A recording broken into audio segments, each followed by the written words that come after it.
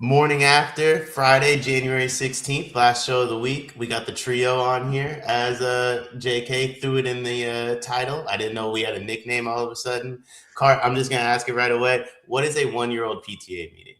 Understood. So I think I misspoke on this one. It wasn't a PTA meeting, it was a staff meeting. So there was no parents involved. I don't know why I said it was a PTA meeting. It was just the staff meeting. And because of that, there was early dismissal where all the kids had to be picked up. That adds up so much better than what was going through. So I thought y'all, like, as parents, were going in there like, yo, we're upset nap times at 12:30. We need it at 12:40. So just so you know, there was parent-teacher conferences. We did go to one. It was via Zoom. We talked about what was going on, made sure no kids were biting each other, made sure the development was on course, made sure everything was good, A-OK. I found it extremely odd as I was standing on it because I legit thought the same thing you did today. I'm like, so did he have a great day playing and napping like he does every single day? Like, I'm glad for him. But yeah, those are a real thing. Honestly, I respect it. Leon set up so well for his future, by the way. Yeah, I'm a little bit scared for that. Very coddled. Very coddled. It might not be good for him in terms of an athlete, but like extremely set up to be like the president. I really hope not. I wouldn't vote for him. How are you guys doing Friday? I'm dying. You sound better than you did on like running point. You sound like you're feeling a little better. Did I actually sound bad on running point? So credit to you. Before we clicked record, you sounded like death. To the point where I actually was almost going to bench you, just like, Cargo, you got to get some sleep, man. And then when I said that to you, I was like, you sound bad. You just locked in and you sounded great. Okay, that was good. Sleep did wonders. I will say that. I've also made the distinction on how we talk about sickness from now on. So colds are mental. Flu is for real. Flu's for real. I'm not doubting flu. Flu has shown me, and I respect flu. Cold, still got to see me. Okay. Yeah. Which one do you have right now? Either flu or syphilis, one of the two. Symptoms of both. So you respect what you have right now. Yeah. It's honestly, I feel like I respected it 2 days ago and thought they would leave me alone. It's still kicking. Someone asked, "How is running point free?" You don't want to put stuff behind paywalls. It's a question we ask ourselves every week: is how are we getting able to do this for free? Doesn't make any sense to me. No, very lucky. Glad people are liking it, though. I think this week's episode was a step further for the show, too, in a sense of having some real conversations that weren't necessarily just positive propaganda the whole time. And we've had to navigate doing that the right way. I told people when we announced this, I was not going to let this turn into the Hunter Dickinson show, where we're clickbaiting and getting our PG in trouble. And I think we've done a pretty magnificent job of that thus far. But I'm proud that as conference play rolls on, we are having those real conversations on the show. And he had a lot to say this week. It was fun. Yeah, I was surprised how, like, and he said like he wasn't going to speak on it much, the McCollum comment, but I feel like what he did speak on was very like pointed and telling. And even myself, JK and I spoke about it on here, and I said, like, maybe I got to rewatch it. But my first watch through, I was like, wasn't a great McCollum comment, but I didn't think it was terrible. And then I heard Braden speak about it, went back and watched it again. I'm like, oh yeah, there was something there from Ben McCollum for sure. Yeah, I don't think I'm making that up. I was like, I don't want to stir the pot. And then I just stirred the pot for like 15 seconds. That was funny. So, but it wasn't an aggressive pot stir. An aggressive pot stir of that would have been like, so Ben McCollum disrespected you. He hit the podium and basically said, you're a product of great coaching. Got any words? Like, instead, this was just, did you see that? That's not that bad, you know? Yeah, I don't think you had to stir the pot. I felt like he was ready for you to ask that question. Like he was like, I want to speak on this a little bit. Well, I think part of this too, people got to realize we aren't turning Braden into anything with this. Braden is wired like this.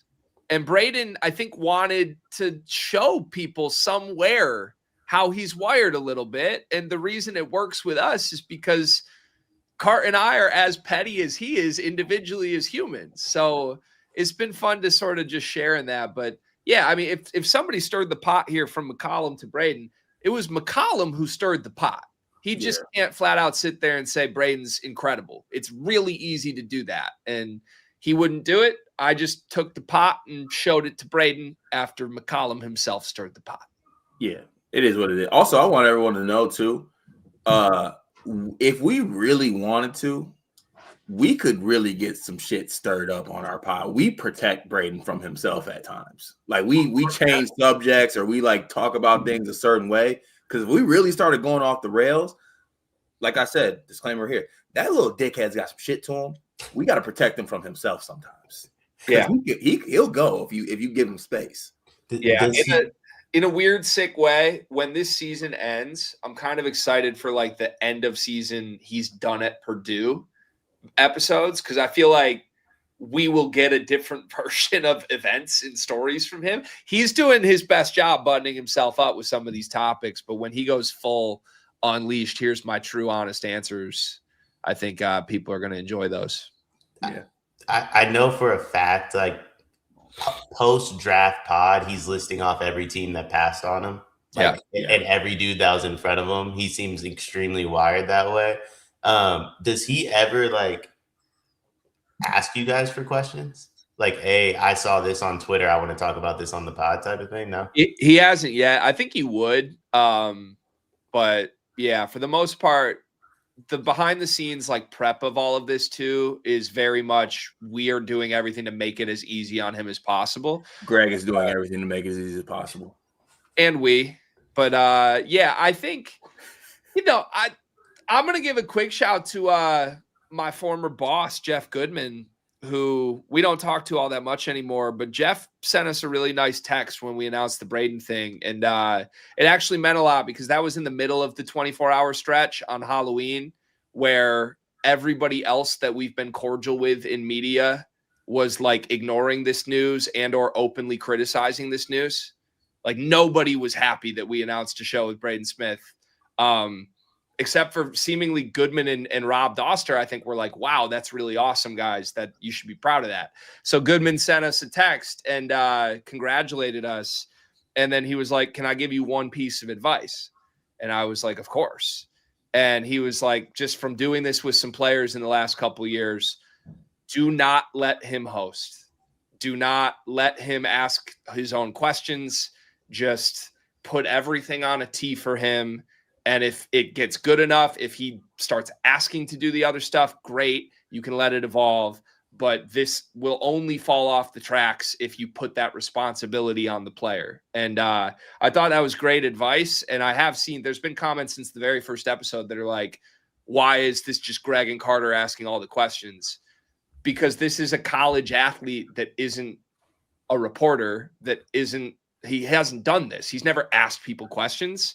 And we're doing our best to make it as easy as possible on him. Just show up and show people who he is.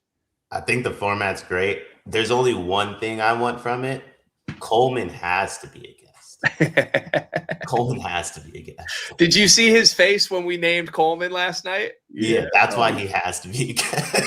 That was great. That should be hilarious. That episode would be special. Yeah.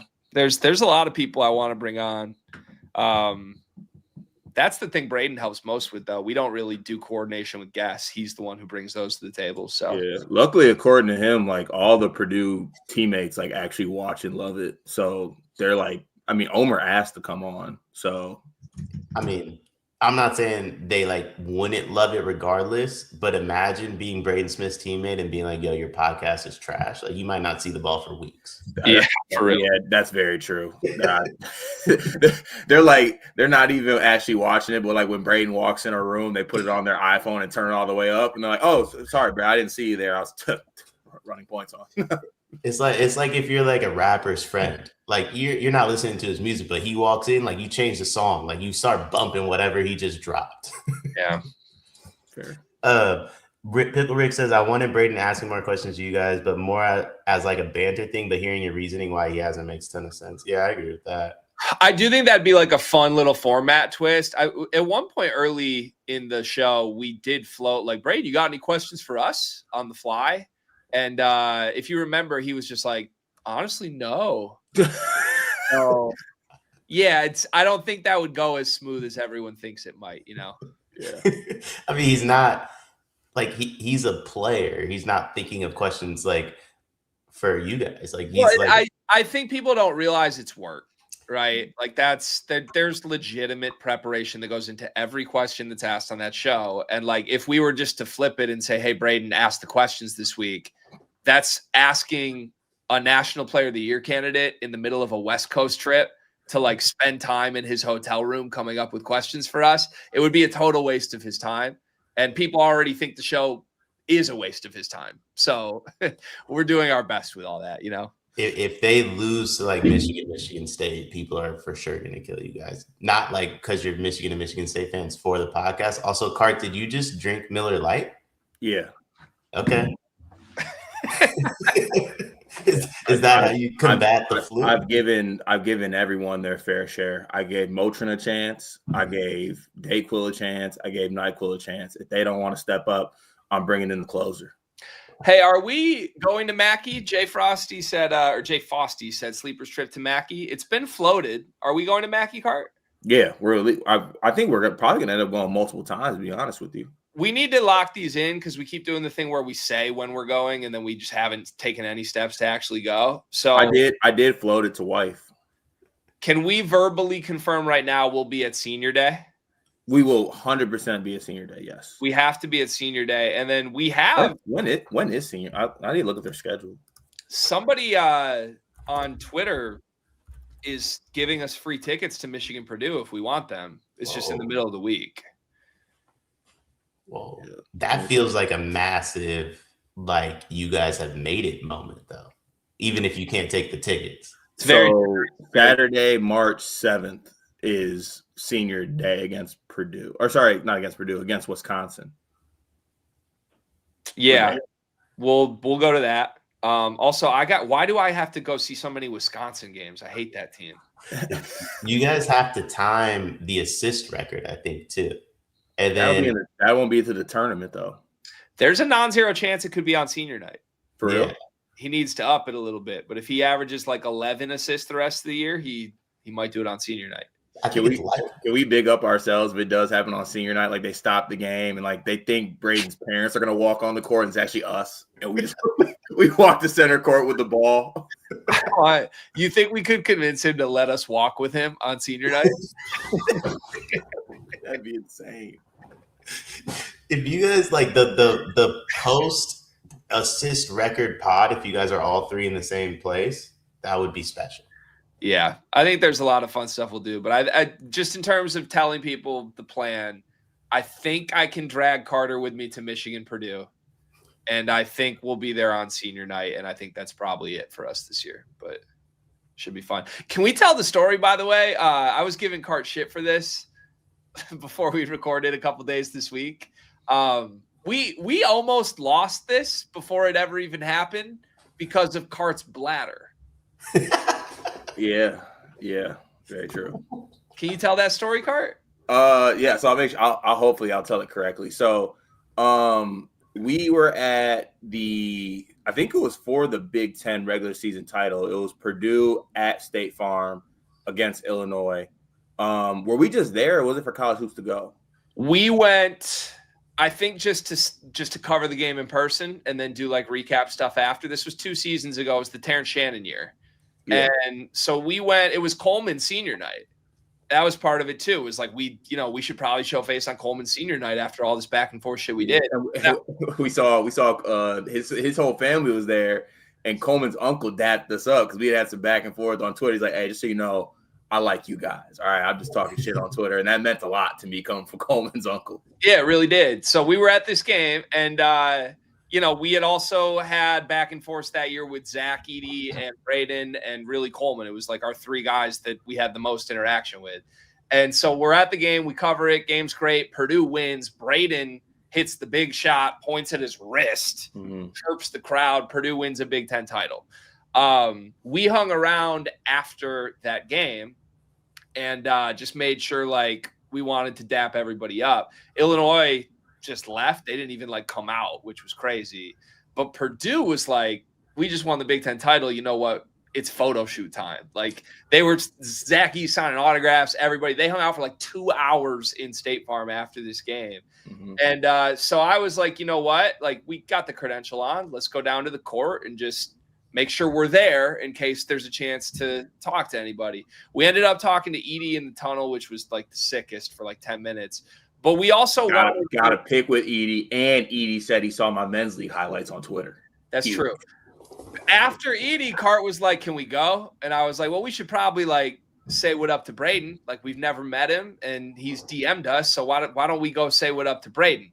Braden is in the stands with his dad. Family. Yes, family. Having like a pretty serious convo with his dad. It looked like just like talking hoop shit. So I'm on the court. I bring Cart with me. I'm like, we got to wait. We can't go into the crowd and interrupt him with his dad, but let's just be in the vicinity. And when he's done with his dad, we'll get him. So we're standing there waiting. We wait for like 10 minutes. He's still talking to Pops. We're waiting. Cart looks at me. He's like, gee, I got to pee. And I said, what? He's like, gee, I'm going to piss my pants. I'm like, you're going to blow our one opportunity to meet Braden Smith because you can't hold your urine. And Cart made me a promise, eye to eye. He said, gee, I'm going and I will be back and I won't miss this. And I'm like, okay, you're going to run to the bathroom, but like if he turns right now, we're going to miss it. So, but he promised. And then Cart, I think you move faster than I've ever seen you move. Yeah, look, you know how you always say like the one thing that I never take into factor here is that you always say to people like you got to be careful when you drink with Cart for the first time because you don't get the severity of the situation. I didn't understand that I'm not G because like we had the credentials to this game. We were also sitting in the stands, right? So we were going back and forth the concourse and State Farm Center. They do the 24-ounce seltzers. All right, so we're about 6 Vizzies in at this point. Okay, I'm not G. I've seen GP 6 times since I've known him. It's ridiculous. I've never seen anything like it. I'm not built like that. Once I have one of those, I'm going like 9 times. It's a big issue. It's killed us multiple times. Almost killed us at the Final Four, by the way. But I prevailed. I said, gee, I'll be back. And I sprinted. I cut the line. I cut people. And I ran to the bathroom. I ran back and we got there right before Braden turned around. It worked out perfect. But little did we know in that moment, like, there's ramifications. Had Braden turned and only dapped me, and I'm like, Cart, you missed that. I don't think we ever get the Running Point podcast with Braden Smith. There's a world. Where do you think he would do it if it wasn't with you guys? Too afraid to name names. He might decide to flip. Honestly, yeah, that's fair. That's fair. Yeah. Shout out Brian Ralph. No, I'm just kidding. I'm just kidding.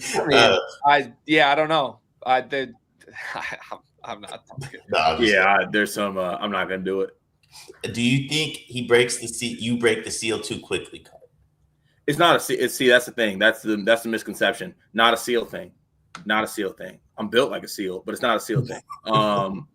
It's just straight up. I have a very small bladder. That's what it is. Is big man, small bladder, small appetite, big man. Yeah, basically. And it's by the way, it's an advocate for me being on cocktails because cocktails are fine. If I drink cocktails, I really don't have to pee like that. Once it's beer or seltzer, it's over. That makes sense. Did I miss something?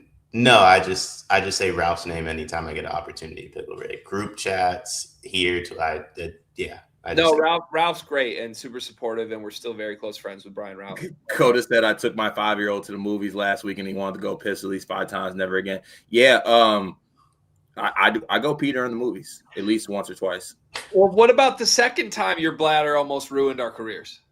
So once again, like, gee, we're in the hotel room before, and we're getting ready, and we had a 24-pack of Miller Lights, and we're like, no, we didn't. We did not drink before working Final Fours. That's not something that happened. That didn't happen. You're misremembering this. Okay, well, maybe it was the night before or something like that. But yeah, I maybe too much water or something like that, and we got stuck in that traffic jam getting to the Final Four. And before we got onto the sprinter bus, I'm like, damn, I gotta pee. And then we get stuck in traffic, and we're just like moseying around. And as we get off the sprinter bus, I saw the porta potties outside the stadium. I'm like, I'll be right back. I'm gonna go to this porta potty. And I could feel the eyes looking back at me like, where's this guy going? I could tell our producer wanted to kill me. But I was like, I gotta pee. Was this the red, like, what was the bleacher year? Yes, this is our Red first live event with Bleacher Report. The first time we get, by the way, like driven in a black van, a sprinter, for 20-minute drive to State Farm Stadium in Phoenix. And we get there, and yes, they don't even take you to the parking lot of the side. They take you to like the media entrance, which is like this very VIP way to get into the stadium. They don't even let like certain reporters get in. Like you got to be somebody. The entire Bleacher Report production crew are the only people who could come in this way. We get out the sprinter, and mind you, if you just walk inside, which is what we are about to do, just walk inside. It takes 60 seconds to walk inside. There are immediately like VIP area restrooms just where you walk inside. But Carter gets out and says, I need to walk that way to the parking lot porta potty because that's how bad I need to pee. So that as he's going there, it's a longer walk that way than it would have just been into the stadium. Our lead producer, Wrong. Our lead producer who hired us onto this for the first time just literally looked at me and goes, is he serious? Mm-hmm. And I go, yeah, he has a really small bladder. And then Cart came back and we never talked about it again. How do you juggle that though, Cart? Because like you guys are live for hours. I plan it out. This day I didn't plan it out correctly, but I'm like legit when I know I'm going to be on something. Like when we did that live stream for the Bleacher at Home thing, like I just didn't drink anything all day. I will say, what was it? Was it the Saturday or no, the Monday of the national title when we did like shorts last year at the Final Four? We did the BR room, and then obviously we did like the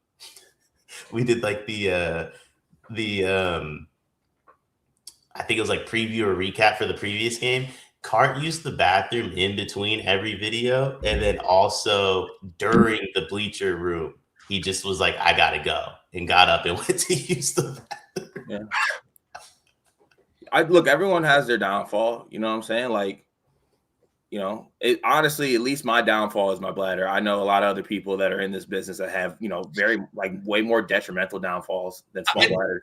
It really is yellow shots. So, like, I mean, and we all have our moments. Well, Dion, you were the topic of conversation in our Scrapple group chat earlier this week. By the way, I meant to send it to you, but John Martin said, "I love that dude," and then he always called you guy on the left. Yeah. Well, no, he said you by name this time, but he was like, "Yeah." He asked me if I wanted to drink. And I told him, I forget, a Jack Fire, I think is what he said. Yeah. And he said you brought him back Jack Daniels with a fireball shot in it. Yeah, I did. Like, I meant the flavor Jack Fire. I didn't know that was a thing. Good on you, Dion. Yeah. So I'll be honest with you. I attempted to say Jack Fire. Like, I do remember like making the effort to get him what he wanted. Bartender brought back what she brought back. I took a sip. I said, "This isn't it." I looked up. She was gone. At that point in the night, I didn't have it in me. So that was your biggest downfall that first evening, is that whatever anyone suggested, you're like, I'm getting. You're like, well, if John Martin says we're getting this, I'm getting this. If Jeff Goodman says we're getting this, I'm getting this. And that was the biggest downfall. Yeah. And then, yeah. And like, I'll be honest with you guys, when I see Jello shots, things happen. Like, that was really like, I don't remember that portion of the night, but once Cart told me that portion of the night happened, I knew like, yeah, I mean, everything started to add up for me. That's my what's toxic trait? Jello shots, especially the ones that come in the thing like you have to like school. Like, it was Jello shots and the test tube beakers. Yes, yeah, those things. If They you started put coming them around in the that, bar talking about buy one get 3 free. And we're like, all right, even though we didn't know what it was. Grapple, our group chat did end up discussing the rest of your night, also, Dion. Just so you know. So that's fine. Yeah, there was at one point Jeff Goodman said, "Wait, who did this happen to?" And I didn't give your name. Don't worry. No, that's fine. Was there any world Goodman remembered me? No. But I think Doster would. Doster also texted us yesterday with some crazy news. Yeah. Can you say it or no? I don't know. Can we say what Doster texted us yesterday? I don't think so. I actually don't think we can. I don't think we can, to be honest. I hate doing that because that's my least favorite thing to do. But don't bring it up. We can't. But no, we actually can't. Yeah, it's a crazy thing. But in hindsight, your Phoenix story, that should have been the first sign that Brian Ralph was going to leave us. And it's honestly why I'm aware Carter's going to leave us at some point too. Like you talking about San Antonio, right? Or San Antonio, yeah. That's Carter and Ralph just left one of our own. That's what happened. Yeah. I was thinking to myself, it's like how telling that moment is for like how everything's gone in my life, like the next year or so. I fill in when Cart goes. Ralph takes off. I get a bigger role.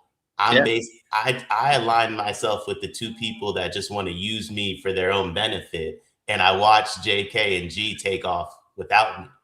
Yeah. Dion, you know what? I don't feel bad about anything, honestly, that went on that night except for this. The next morning, I came into the room and basically hit you with a like, damn, like, keep your head up. I'm also about to go hoop. But like, I'll see you later. That's unacceptable. I will be honest with you. One of the most impressive things to me, and largely, Sam just said, "Why is Cart such a cutie?" He is pretty cute, man. All right. He is. Like we don't talk about it enough. One of the biggest reasons this works is just you are pretty cute, man. But maybe it's largely because I woke up in a hospital and had to Uber back to the Airbnb. And by the way, like the I don't know if I ever told you guys this part. The nurse attendants go, "Are you fine?" And I was like, "Yeah, I'm gonna get an Uber. It'll be okay." And then I just like take off. And by the way, like first thing I did was use the bathroom too. And the guy was like trying to clean it. I said, "Brother, you gotta go." Like I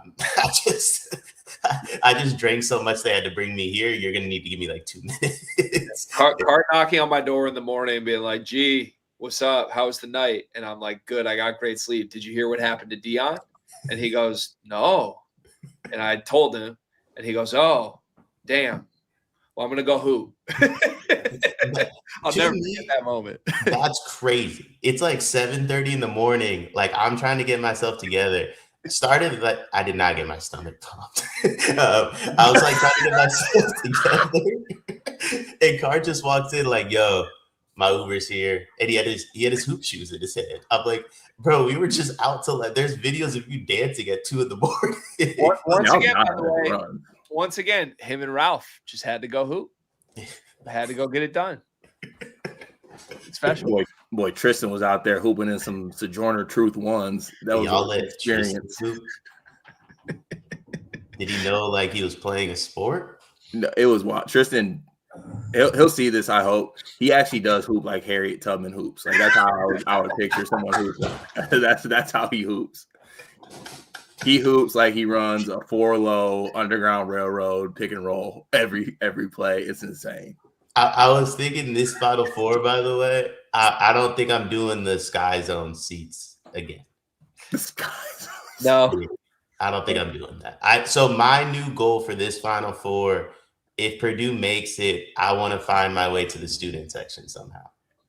That'd be cool. I don't know if you'll get in this because they're pretty like at the Final Four, they like kind of block off that bottom area for the students. Like they're pretty like low key serious about that. But I actually do think, even though it's a riskier plan, I feel like you could just show up and like scout tickets or something the day of, or like buy tickets the day of, that would be better seats. I feel. Oh yeah. Honestly, I think I bought my tickets way too early, but like I wanted to do the top of the Final Four thing because I thought it'd be funny, and then I had the one tweet that was pretty funny. And I was like, "This was great." It's also possible you could get credentialed. We just played it really safe with asking for 3, but it might be worth just trying and seeing what happens. How do I do? I just like go on the website and apply? There's a form. I told Riley this too. I feel like I don't really want like 13 people applying for credentials under sleepers because it'll for sure get denied and it'll bring attention to the fact we're trying to bring more people. But I feel like it's fair at this point for you and Riley to try under sleepers. And I know Heat Check used to get 4. That was the most I saw from any entity. They were getting 4. Yeah. But I got to be honest, if Riley and I both apply for the Final Four thing and then they do a harsh cutoff at 4 and Riley's the one that's approved, devastating for me. That's absolutely it feels like we're playing Survivor and we're at the Final 5 and like we got to vote you or Riley out and we don't know who. You know? Yeah, it would set a bad tone because I would still come to the Final Four and I probably just wouldn't speak to Riley until after the national title's over. Respect. Yeah. Can we do quick comments? I see a bunch of people hitting us with shit. We did 0 college hoop talk on this episode. Sorry, people. That's like the 3rd straight morning after the 3 of us have done not a single game. These are just going to be a little different on Fridays, I think. Yeah. We just get shit off, basically. That's the whole point of the show. Yeah. I actually got them up. You want me to go through them? Yeah, hit them. Yeah. All right, here we go. Hey, G, quick question. Any chance your wife sent you that Nick Jonas song in response to the brownies? Ooh, I love that theory. Yeah, that's like a send a message benching almost. Like, you're balding. Stop criticizing my baking. I like that. Do y'all think my wife and I work well together, dude? Like, this is we just get each other. Do y'all think Purdue takes care of USC handily, or should I move my dinner reservation back? Purdue takes care. Who they got? USC? Yeah. I think one of those 2 games are going to be uncomfortably close, USC or UCLA. I don't know which one, though. That feels like a big Chad Baker-Mazara spot, I got to be honest. Yeah. I totally sometimes just forget that Chad Baker-Mazara is still doing this. Carter, I know since you didn't listen to the full pod today, how do you check to see if brownies are done? Was that a discussion? Yeah, quick TLDR on the story. My wife randomly made brownies. She put me in a real tough spot this week because she doesn't really ever bake. She's not a sweets girl at all. She's a salt girl. Yeah. So randomly in the middle of the week, she goes, "Hey, I'm making brownies." And I was like, "Oh, sweet, brownies." And then she kind of gave me a weird look the moment she told me she was making brownies and goes, "Yeah, you don't normally like my baking, so we'll see." And I was like, "Whoa. That's not true. Like we're coming into this endeavored like that. Like that. No, I love your baking. Blah blah blah." Anyways, she made the brownies. They were just liquid. Oh no! Like the final form of the brownie was it was liquid. It was sludge. Okay. And she will confirm that that's what happened. So tough spot. Like I now got to be like, damn, these were great. So I'll be honest. I listened to the. It's very clear, though. Sorry, I'm going to step in here, Dion. Question if I know if brownies are done at my size is disrespectful. I take that as disrespect. You can do a couple different ways. The classic way is you take a toothpick and you poke it and then you pull it out. And if it comes out and it's liquidy, then you got to put it back into the oven. Now, messing up brownies is bad. That's bad. That's a layup. Again, I am not here to comment big picture on my wife's baking skills. I will be contacting her. She came in with "you hate my baking," and then she spit out liquid brownies. It was a tough moment. So I'm a formal brownie guy. Second favorite dessert behind banana pudding, but banana pudding is like nearly impossible to make. So brownies go to the top just because it's convenience. Couple notes. One, if she doesn't already do this, like tell her to try with milk. Not a lot of people do it. Special when you make it with milk instead of water. And it lasts longer too. Like what's the word? Like the leftover brownies are better in that case. I didn't even know that people use water instead of milk. Some people do, I'm not gonna lie. Milk is always a sub because like there's pancake mixes and it says you can use water, but it's 1,000% better when you use milk. Yeah, I'll be honest, Card. I think that's a culture thing, though. I do. I don't know that to be a fact, but I do think so. You guys love milk? I for sure do. Oh, and then I listened to the full discussion. I'm put Riley on the hot seat. Just gonna be honest. G was asking for advice, and you know what? This is probably why I'm single, though. G was asking for advice on how to handle this situation, and Riley was like, "Yo, I read in a book, like if you do positive reinforcement," and I'm just sitting there. I'm like, I mean, I think Mal like ate the brownies too, so like they were, like I think everybody in the household's aware that they were probably a little liquidy, and I just don't think it needs to be spoken on. It was a tough spot, I will say. I gave myself a big bowl of wet brownie, and I sat on the couch next to my wife, and I ate that bowl of wet brownie, and I did not say a word. Did you have ice cream at least? Like, could you like put the brownie over the ice cream? Like a warm liquid? We did have a conversation the next day because brownies, the rest of the pot just sat out, or the rest of the pan just sat out. And the next morning we were still discussing the brownies, and I floated the idea, maybe we just mix a little peanut butter in here. Maybe we turn this into like a whole different dish, because you can work with wet chocolate. We just got to give up the idea that these are brownies. That's a vet move, I think. That's right. So like Riley's book 0, your strategy's 1, in my opinion. That seemed like it was well received, by the way. I got like a head nod and like a yeah. So fair. All right, last one today before we wrap this. Akil, you will be banned from the Discord for a month. Inviting Dion to Detroit and then saying you'll make him banana pudding is absolutely insane. Man used to fight wars, dog. That's crazy.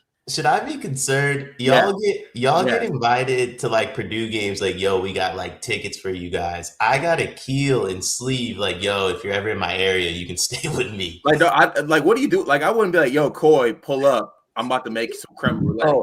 It's because this is part of how Dion's wired. Dion has always been I protect our wild cards guy. Yeah. You used to do that with Guy. When I was like, I don't know what we do with Guy, I'm scared. You would just be like, oh, I'm going to mentor him. Yeah. And then you'd stay up till midnight with Guy. So like, that's why Sleeve still gravitates towards you, because you're his vet. That's true. But it's like I wouldn't mind. Well, I will say this. Akil did buy me a bunch of whiskey cups. Nice. That was why he asked for my. Akil bought me this sweatshirt. Really? Akil bought me that same sweatshirt. What school is that? Loyola. Ramblers. Yeah. Big game for us tonight, by the way. Go Blurs. Yeah, he's not in trouble. Like, Akil, I'm not safe, right? I know you make a mean banana. We think. All right. Well, that does for the comments. Next Friday, we might talk a little college hoops, but also like we do previews and recaps for every Saturday game, guys. It's not like the opinions aren't out there. So hope everybody has a good weekend. Just gonna say this: I plan on winning bets this weekend, so I'll see you guys on Monday. Wow.